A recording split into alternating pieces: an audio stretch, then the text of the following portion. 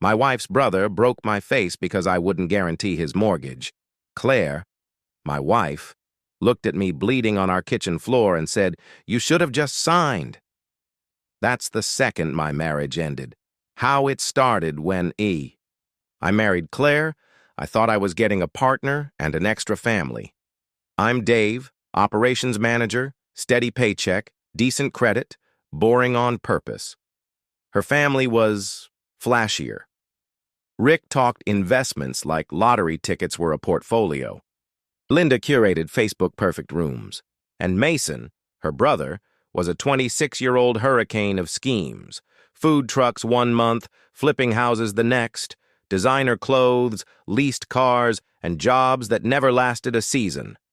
Claire called him ambitious. I called him a liability.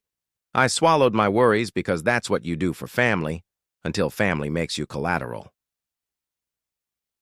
The ask at a Patterson family dinner, Mason rolled out a sales pitch, photos of a $420K dream house, and a smile that said he'd already moved in. "The bank just needs you to be guarantor," he said, like he was asking me to sign for a pizza. I did my homework, talked to my advisor, read horror stories. Being a guarantor isn't symbolic. It's strapping yourself to someone else's. Debt with none of the keys.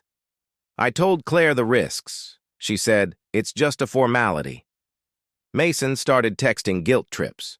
Sunday dinners became pressure cookers. So I built a binder of safer options. Starter homes they could afford. First time, buyer programs, reputable brokers. I invited Mason and his girlfriend over to walk through it. They arrived like mourners. I laid out the options. Mason didn't glance down. "We don't want alternatives," he said. "We want that house. We just need your signature." I said no. His smile died. He stepped close, too close, and said things only someone who'd peeked at my finances would know. Unauthorized credit checks I'd ignored suddenly made sense. The attack. "Get out," I said. He shoved me. Then he hit me, once in the face, once in the gut. I went down hard. My shoulder lit up like fire. I looked past him for help. Claire stood in the doorway, arms folded, cool as a judge. "Claire, help." "You should have just signed the mortgage," she said. Mason grabbed my shirt. "Sign now, or this gets worse." I refused. He obliged. My phone shattered against the wall. When they finally left, the kitchen was a snow globe of papers and blood. Aftermath, he drove to my parents' house, one-armed and half-conscious. Collapsed on the porch. Ambulance. ER lights. A doctor reset my dislocated shoulder, confirmed a concussion and a hairline orbital fracture, and asked the question that finished what Mason started. "Do you feel safe going home?" No. Detectives Santos and Rodriguez took my statement. The building cam caught Mason forcing the door with Claire behind him.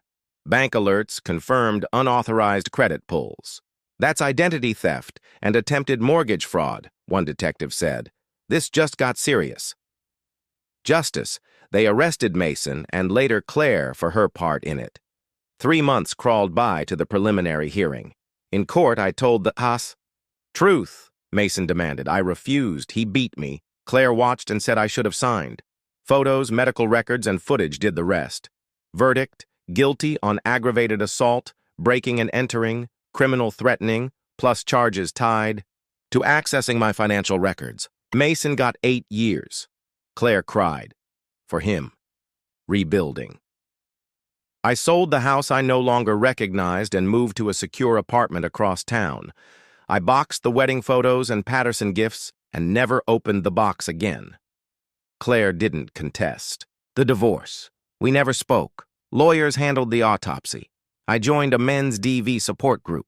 Told my story so other guys would know they're not crazy, weak, or alone. I learned the quiet truth nobody likes to say out loud. Abuse isn't always fists. Sometimes it's pressure, access, and entitlement dressed up as family. With Jim, my advisor, I rebuilt the plan, maxed retirement, fattened the emergency fund, invested. Funny how fast money grows when you're not subsidizing someone else's fantasy. A year later, I ran into Mason's ex, Sarah. "Do you think I was stupid to believe in him?" she asked. "I think you believed the version he showed you, until he needed more." She nodded. "I'm glad you didn't sign. What the scar means, there's a thin line under my left eye now. I used to see it as the place my life broke. Now it's proof it didn't.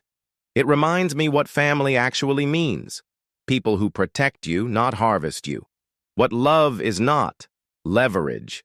And how saying no can be the bravest kind of yes to your safety, your future, yourself.